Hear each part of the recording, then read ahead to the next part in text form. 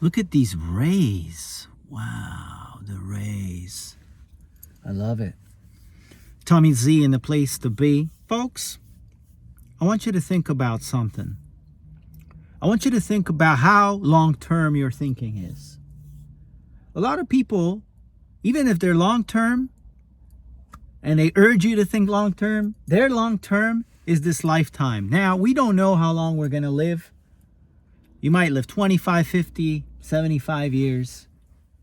To me, that's not long-term enough. Because what if, and nobody can prove for or against, what if long-term is eternal life?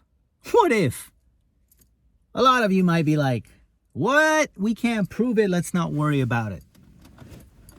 Really? If eternal life exists, and this is the famous argument from Blaise Pascal, a mathematician, nobody can prove if it exists or it doesn't exist. But if it does exist, that has huge implications for your long-term planning, because now you're not just planning your life.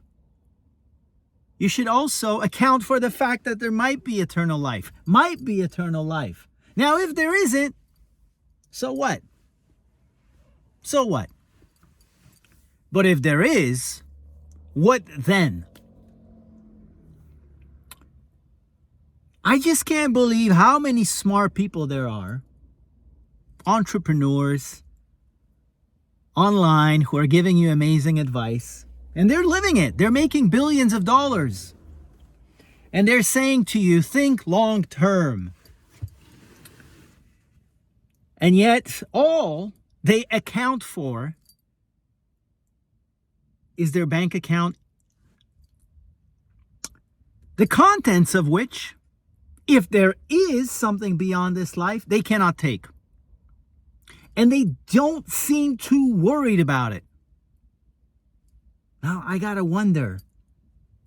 They may be smart as far as this life is concerned,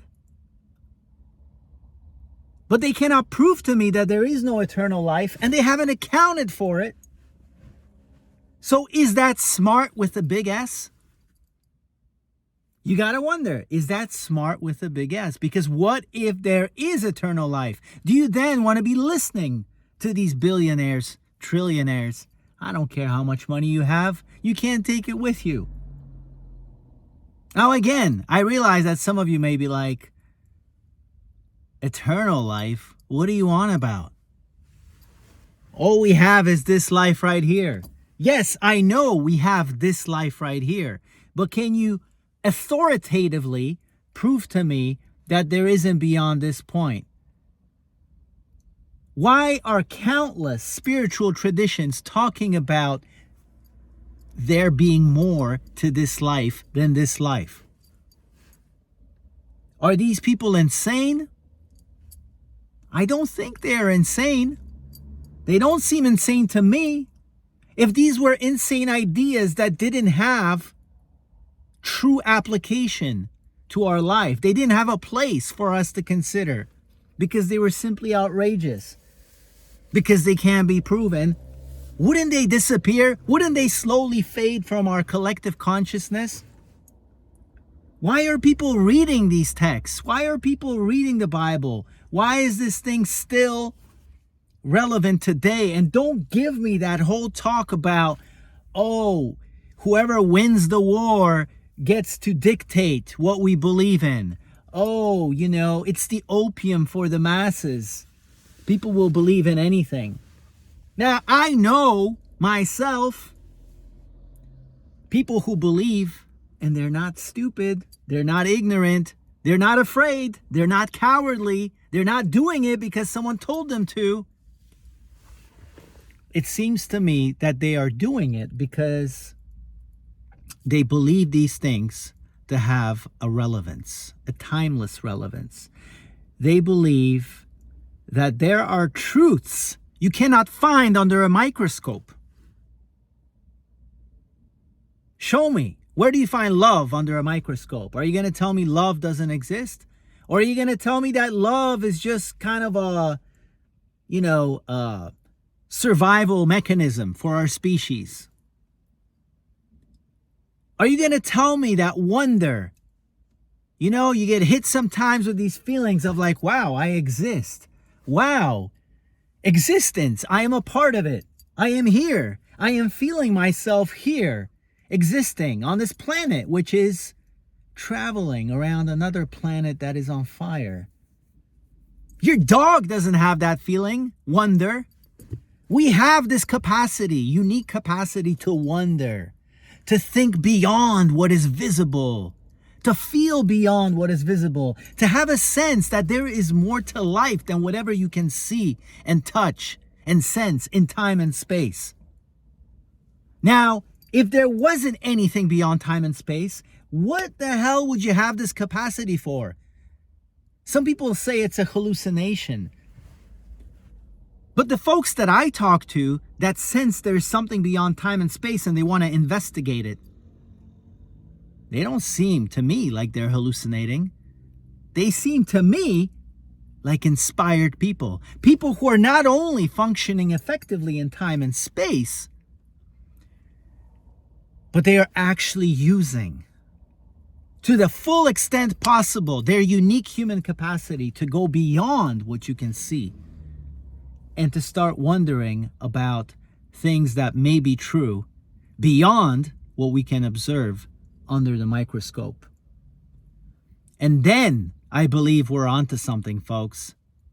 Then I truly believe we're onto something. Then I believe we are considering all aspects, the entire spectrum of possibilities of what reality is, of what truth is.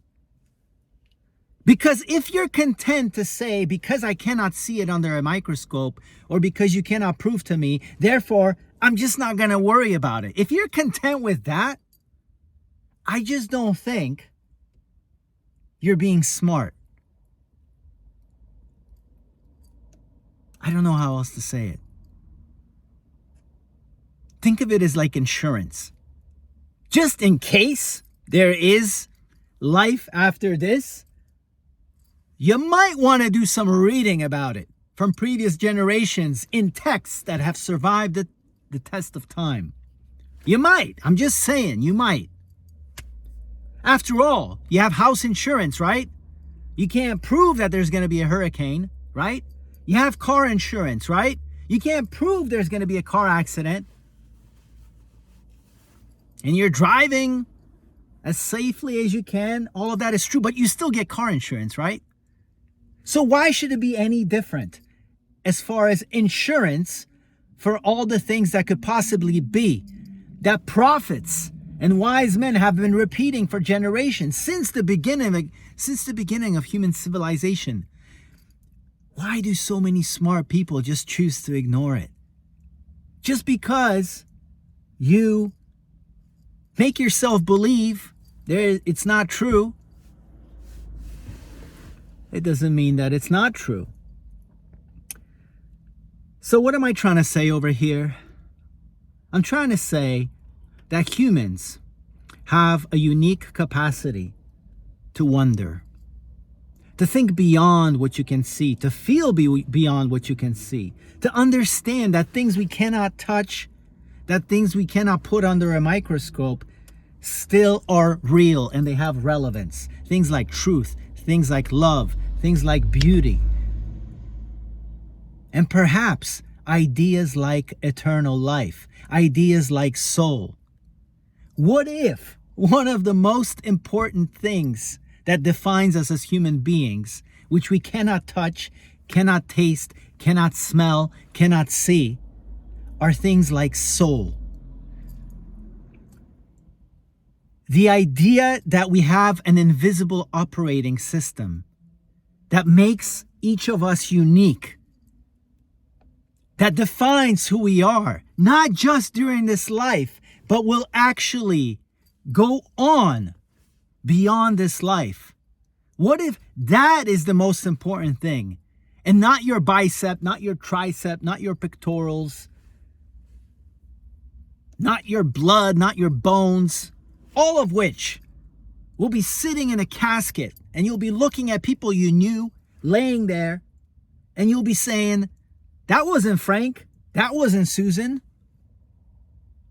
Where is this Susan that was quirky and had this way of doing pranks and practical jokes? That's not her. All I see is blood, bones over here.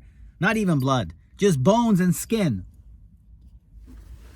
What is it that made Susan who she was? The unique human being with these weird quirks and personality traits and idiosyncrasies. Where was that from? What if that was from the soul?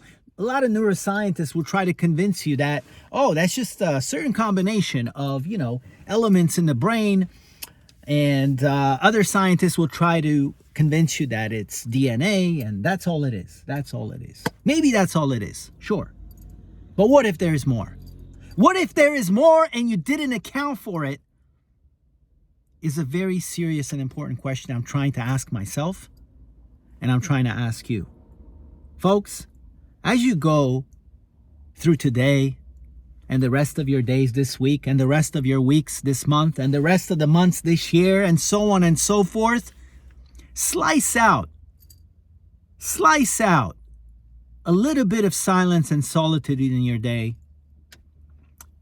Maybe open some timeless text that has survived the test of time and ask yourself, how long-term is my long-term thinking? Is it long-term enough? Maybe I should be thinking about what happens 500 years from now when people unearth something I wrote, something I painted, something I scribbled down. And what will happen if people unearth this 500 years from now, 1,000 years from now? Will it still be relevant? I think a lot of the entertainers who like to call themselves artists, but nevertheless they remain only entertainers, I think some of them might be ashamed of what gets dug up 500 years from now. Because they will realize they did whatever it took to get on a pedestal in this life. But actually, if you fast forward 50, 100, 200, 300 years from now, their work looks absurd. It looks like a circus. It looks ridiculous. But they put their entire bet on this life and this life alone.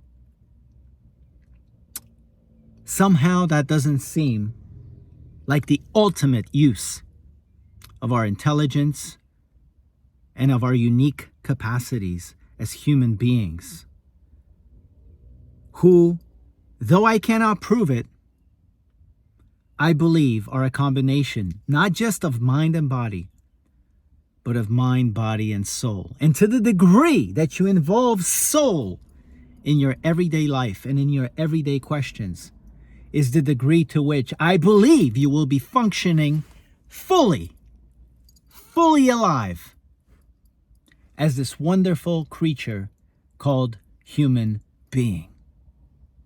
I'm wishing you a great day. Peace.